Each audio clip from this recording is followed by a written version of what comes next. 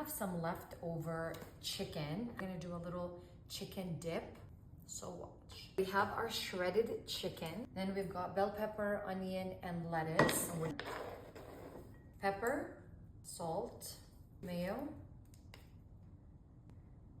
If you're a corn lover like me, then obviously we're gonna add some corn.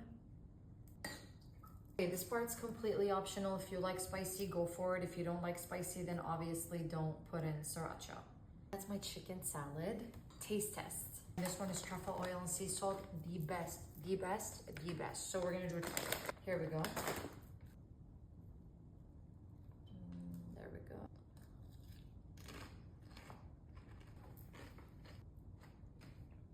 No obsession.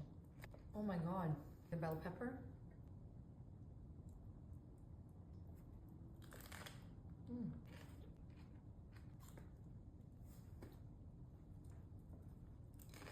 Absolutely delicious.